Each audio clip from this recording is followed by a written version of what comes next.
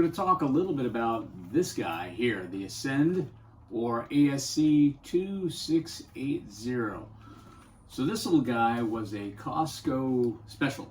Like, I bought it about 2 years ago for 50 bucks. Trying to decide if I wanted to be doing the drone stuff. The drone technology isn't new to me, but flying them definitely was. It took a little bit to get used to. And this particular model, and I'll show you the close-ups, I'll show you some of the video, it's pretty simple. I mean, it goes up and down, it rolls left, right, spins 360, all that. Comes with a little controller like this, like a Game Boy type thing.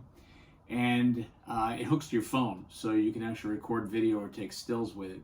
The camera, it looks like it's a 1080p, so camera's not too bad. I mean, for a 50-buck drone, what do you expect?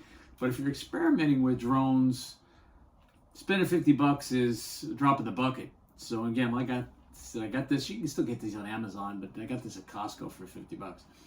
I had to ask myself, it's like, all right, I'm a retiree, I'm living on a budget. You know, did I want to get into this? Well, 50 bucks is worth the experiment. It's reasonably priced, obviously, before you commit some big bucks to a, $300+ drone with all the bells and whistles.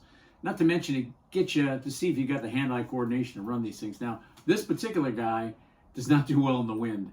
I have had to retrieve this, I don't know how many times, when it comes to, it flying away pretty much, because it just gets caught in the wind and it just is gone. It's just not powerful enough, nor does it have a come home or return to base type tracking mechanism. I mean, once it's out of range, it's gone. So it just catches the breeze and it's like a kite. It just takes off. And I've spent more than my share of time humping through the bush looking for it. Fortunately, though, when it does crash, it doesn't make any noises, but it does have a little light show on there, so you can find it when it's laying in a bush someplace. Because assuming the battery's still charged, it will keep going off like this, so you can visually recover it. But if it's in a tree someplace, you're out of luck. So that's what I think about that. As far as the video itself, how you retrieve it, there's a little slot on the side of this for an SD card. And you just stick the SD card in, a micro SD card, stick it in the side here, and via the phone, you enable start recording. And that basically turns it on and records throughout the whole session, wherever it may go. And until you turn it off, hit stop recording. It's the same button on your phone. Yeah, it'll just keep recording away as long as you got memory left on the card.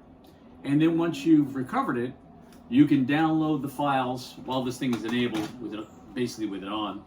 You can download the files from the SD card over a Wi-Fi link to your phone, so you can download the files directly to your phone, or you can simply remove the SD card. What I do, put it in a little SD card, micro SD card carrier, which you can insert in the side of most PCs, like this old HP unit. Stick it inside, and you've got the files directly, and you can transfer the files from the SD card to your hard drive, and then see what you got.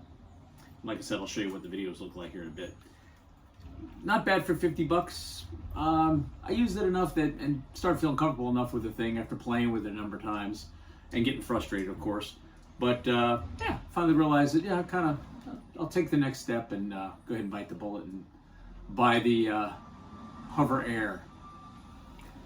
As far as videos go on this, it's pretty much no frills. So if you notice in the front, there's a little camera here, and the camera is, you have to physically push it up and down. It can move from a downward looking 90-degree angle all the way up to 0, if you will, in terms of looking straight out.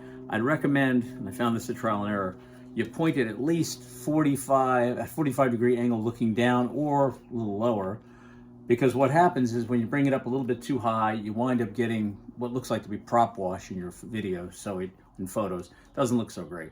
So, and of course, you don't know any of this till you land the thing and really take a look at the quality of the video that you got. So, that said, make sure you point it down the right direction. Again, no frills drone, and the fact that there's no gimbal on here, you can't move the camera around. Once it's in the air, it's pretty much, that's it. You know, you're not going to be able to manipulate it much other than just the flight and then turning video on and off, taking photos too. So SD card mounts in the side, little side slot here, goes right in there, little micro SD card.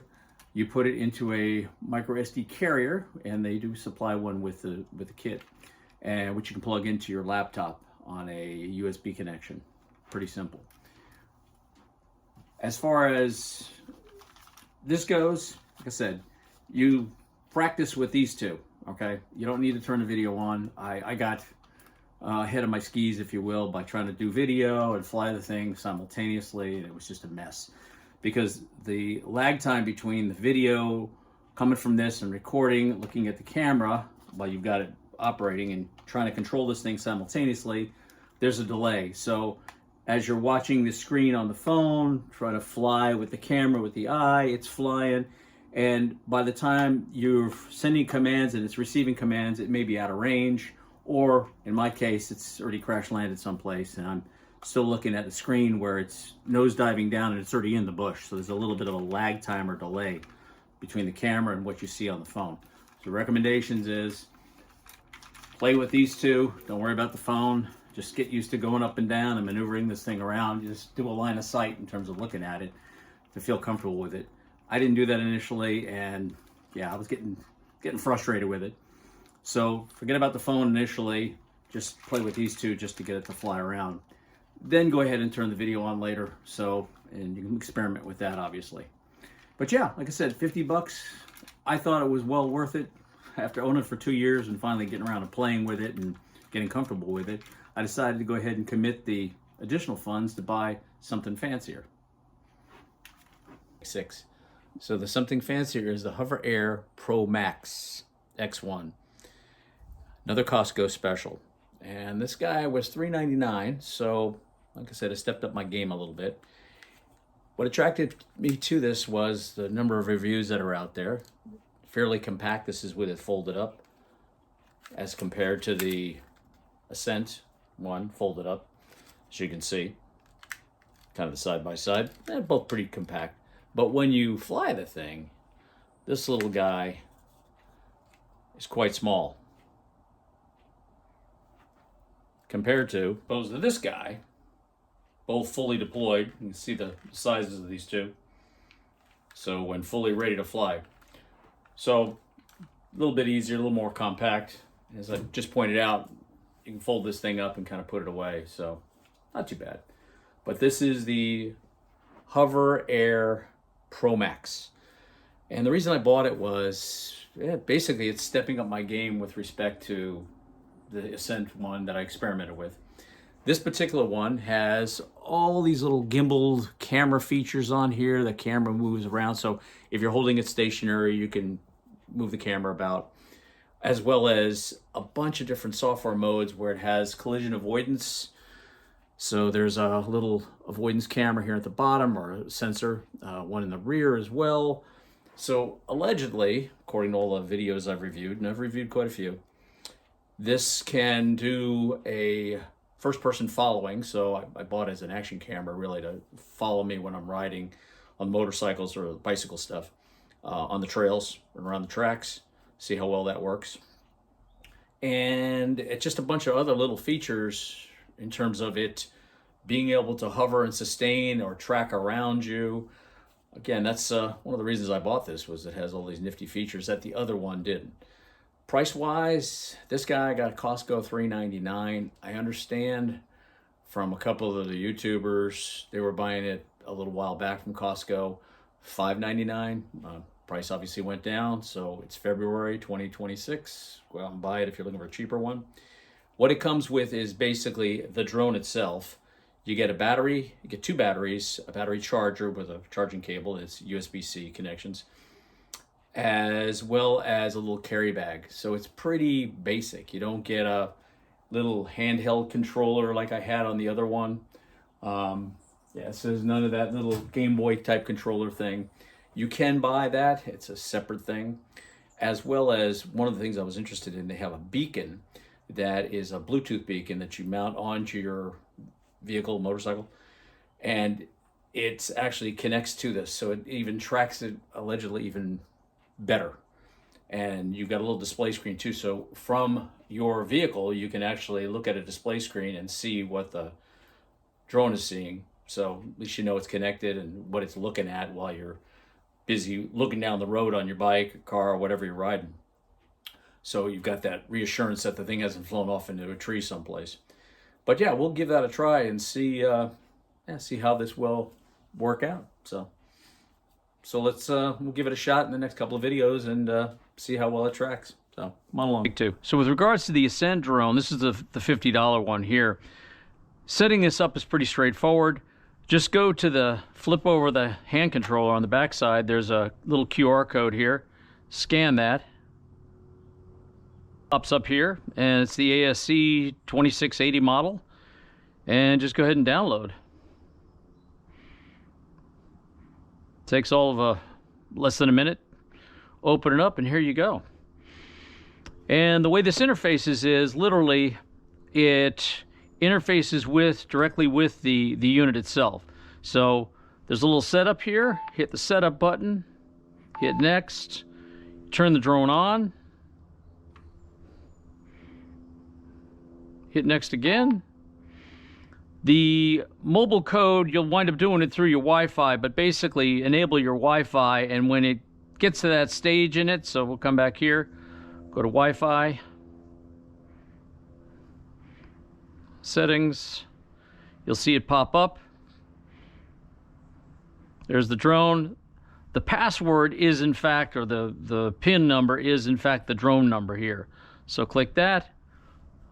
I already entered it in prior to this. It'll come up here. It links. Go back to your app. Hit next again, and there you go.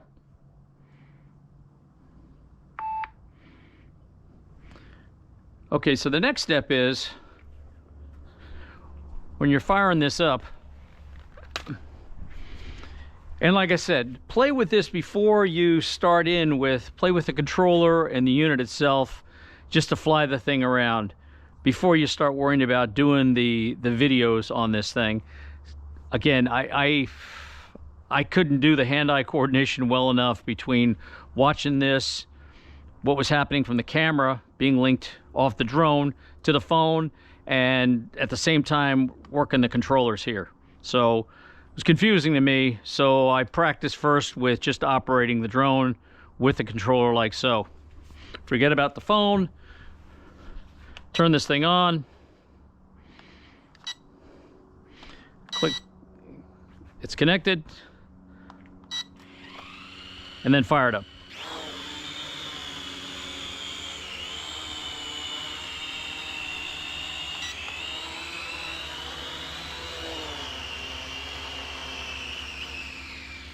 Ignore the setup that I have here.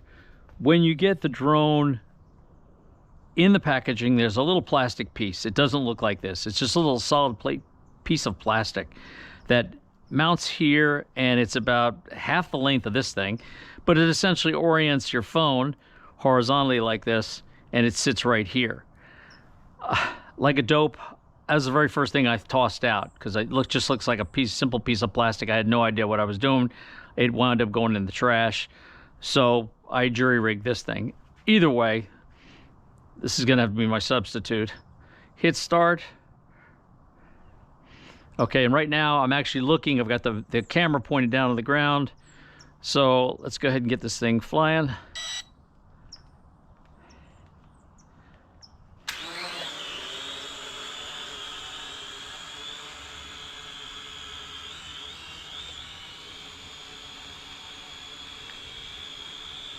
Back towards me a little bit. Bring it up a little bit.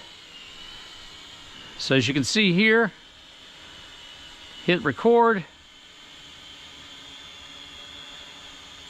Just give it full access, so it's going to store on the media on the HD card, which is into the stuck in the side of the drone itself.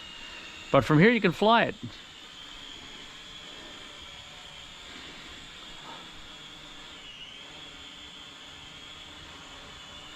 I said, pretty straightforward. Very simple to operate.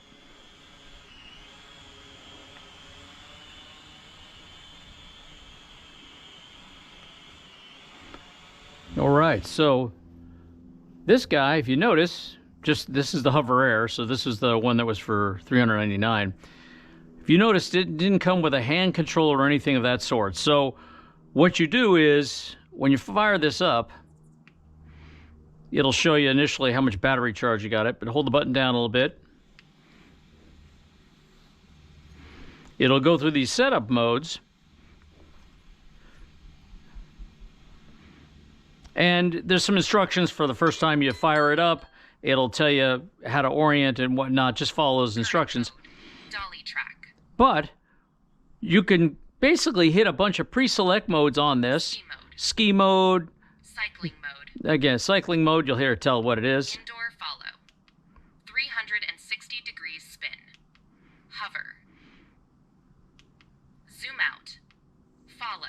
So you can literally, without having to have any sort of phone interface or hand controller, this thing will literally, if you click this, decide to click this mode, it will wind up following you around. And I'll show you that in another video.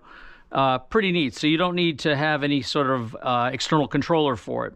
However, if you do want to actually fly the thing, similar to what we did with the Ascent one, the $50 one, download the app. It's just like we did earlier with downloading the Ascent app. It's from the Google Play Store or Apple apps. Hover mode here. It'll wind up connecting with it. Go down here. Going to tap to connect. I'll turn my Bluetooth back on again here. Bluetooth is off. Let's turn that on. It'll connect automatically. Let's get back in and hit connect. It's connecting. Go to manual control. It's doing a hookup, and it'll change from follow mode here into manual mode. So you'll be able to control it from the hand controller here. It's connecting. It takes a minute or so. Manual control. There you go. And now you literally have control of the drone via this. And instead of a joystick, like we had that little Game Boy controller on the other one, everything's controlled from here. So let me just demonstrate real quick. I'm going to fire this up. Hit the little start up here. It's a takeoff button. Hit that.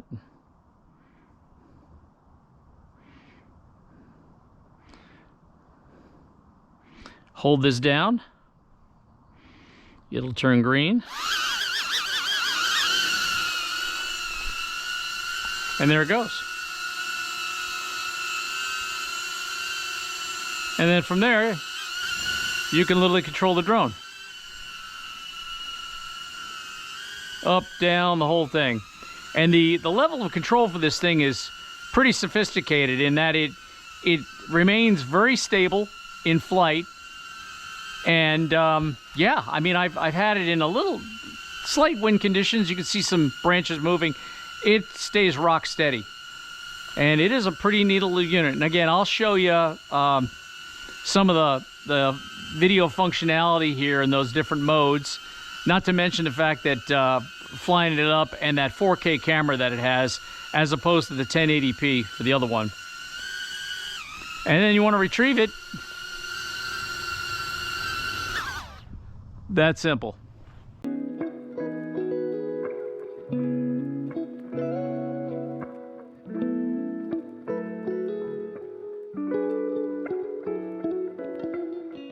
So the first one of these videos is of the Ascent drone. This is the cheaper of the two drones. It is up at about 60 feet, and you can see it's a little bit herky-jerky. The clarity is really good with regards to the resolution. This is the 1080p camera.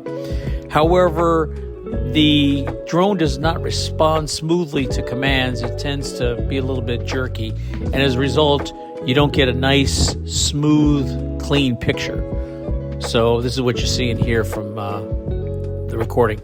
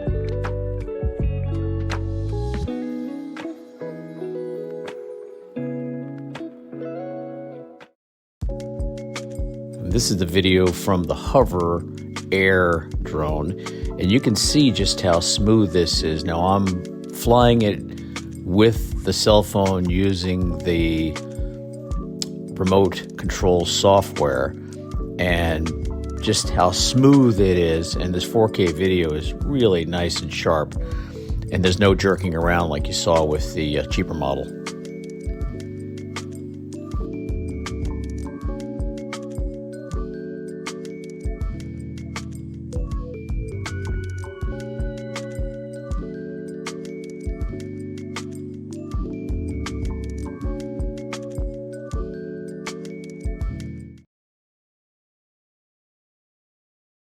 Staying with the Hover Air drone, I put it into dolly track mode. Now this is the mode where the drone will fly in front of you and track your facial features, and while flying backwards basically. So it's a pretty neat little feature, and one you can just program from the top of the drone unit itself.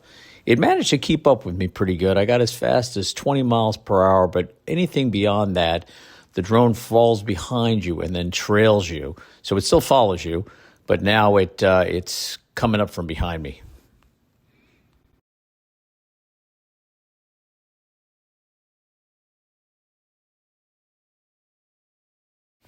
This feature with the Hover Air was cycling mode, and in this case, it follows a bicyclist. In this case, I used one of my larger motorcycles, and it essentially trails behind you.